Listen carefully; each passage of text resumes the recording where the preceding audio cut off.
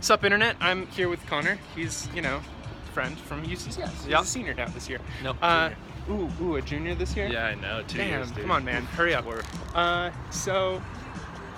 Wait, I met you when you were a freshman? Yeah. Cool.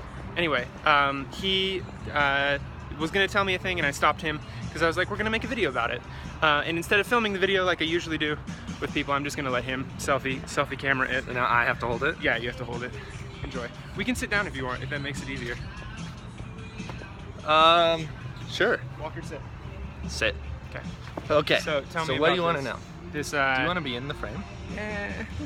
Whatever. Okay. So what did you just say to me? Like, your mission is to improve fidelity, and you say it. My mission is to advance the fidelity and speed of human communication. That's the goal. That's where we're headed. Hell of a headed. pitch. Isn't that good? Yeah. Yeah. What's the plan there? Okay, so I have been super fascinated by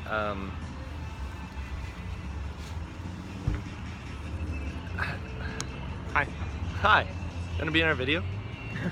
Oh, well. Me neither. Isn't it great? Okay, so I've been super fascinated by advances in technology ever since I was super little, right? And one of the ones that stands out as the biggest have always been advances in terms of communication. So you think back to was it the Sumerians who were the first ones to have cuneiform, right? Or cuneiform, right? And we were, for the first time ever, we were able to write down our thoughts, and they could live longer than we did, other than through like verbal storytelling, right? In perfect fidelity.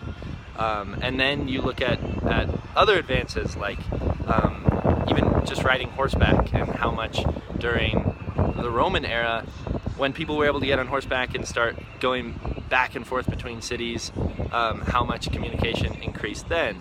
And then shipping, right? And then you start thinking about the Industrial Revolution and steamships and trains, and how that advanced communication and all the remarkable changes that happened therein. And I believe that, and then of course we come to today, where we get through the telegraph and the phone, and now we have the internet, where I can take a video of myself and you can have perfect fidelity in terms of absorbing the things that I have to say, right?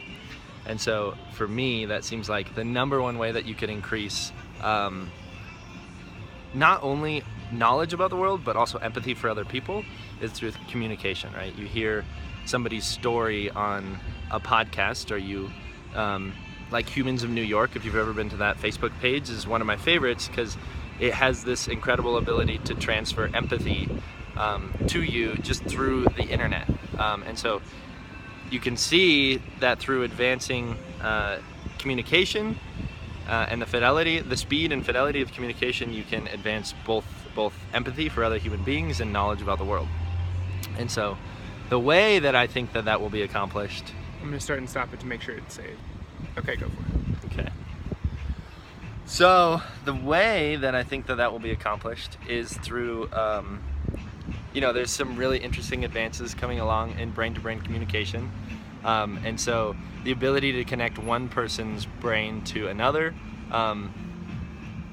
so that one person can offer their thoughts to another person, and they can conspire to solve problems together. It sounds super futuristic, but there's been some amazing research done in just the last couple of years that has brought it much further than we ever thought it would be. And part of that, go ahead. Just think how much that will advance the sharing of dank memes. Yeah, exactly. I think that's the real important thing. Imagine if dank memes instead were an emotion that you could send to somebody. Right? I mean, I feel like people probably felt that way about texting when it first came around. Yeah. Like, oh, finally I can just send my thoughts to people. Sick. That seems like a great altruistic thing. What happened to your arm? Well, we'll talk about that in a moment. Okay. That was on yesterday's video. Was you it? You guys know what happened to my arm. But do you do a video every day? 3. 3 videos every day? Yeah, it's complicated. Wow. But I think, as much as this will probably be great for this will probably be, hey Betty.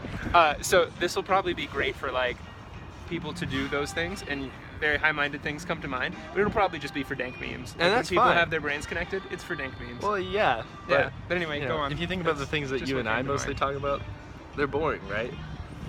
And then there's this small portion of them that are actually interesting. Yeah, for sure. Right? Yeah, and it makes me feel bad.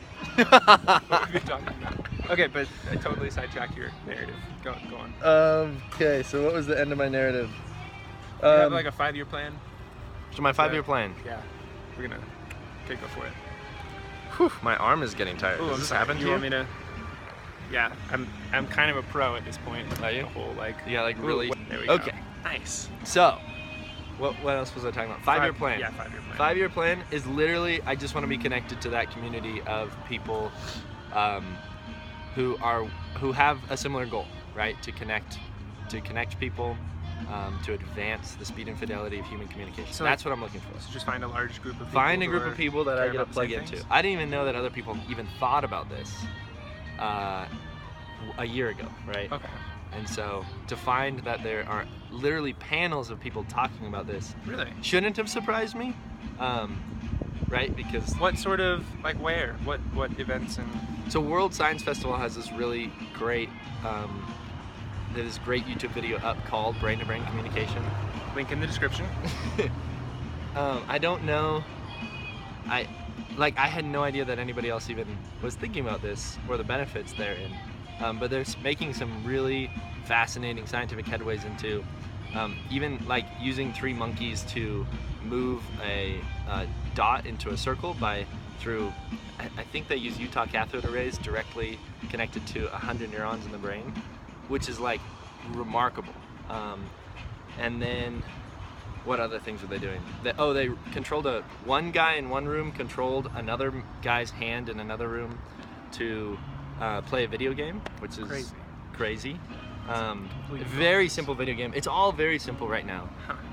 But as we gain as technology advances, we're getting the ability to solve these problems differently. It's super, super fast. That is super interesting. So the reason that I wanted you to make a video about it is because I think that's a lot of the reason that I'm fascinated by online video, and the reason that I'm doing this project is because I think online video, people don't really give it credit for it being the first way. You guys have heard me rant about this, but it being the first way that large group of people can really just sit down one-on-one with an individual and just like have a conversation with them. Like it's like you're right here watching me and Connor talk about this idea, but you're not. And that is crazy. And the fact that that experience is free for both of us, like we're not paying to make this happen. There's not like a huge resource cost to create it, to store it, to distribute it, is astounding. Yep. And it really changes everything about human society and culture, and we just haven't really quite realized it yet. And so I think that's why I'm so interested in exploring the power and sort of the opportunities that brings. This is kind of an interim step towards directly communicating with our minds, right? And it's so much better than even just talking on the phone or sending an audio file. I mean, this is like physical presence. I mean, I know it's a 720p video. If I was using the other camera, it would be like 4K. But it's pretty good. Even thinking about like, I was trying to transfer VHS and DVDs to YouTube with my mom yesterday. And that's just like so incredibly difficult. Yeah. And how insanely hard it used to be just to capture video and keep it for a long time, much less share it with anyone. Like if you wanted to share a VHS with 20 people, like that was it. You were done for a week. Like you had a lot of work to do to make that happen. Or you had to get everybody into your house at the same time. Exactly. And now it's just like, oh, I'll post this link on Facebook and hundreds or thousands of people will see it today just because they have nothing better to do. Like that's incredible. You don't think you entertain them? Mind-blowing. And then occasionally because things are entertaining. Yeah, exactly. But yeah, so that I'm interested in that. So hearing you say that communication and the fidelity thereof is something you're interested in, I was like, oh, that would make a great video. And here we are. It's been a one-take video. Thank you guys for watching. Bye.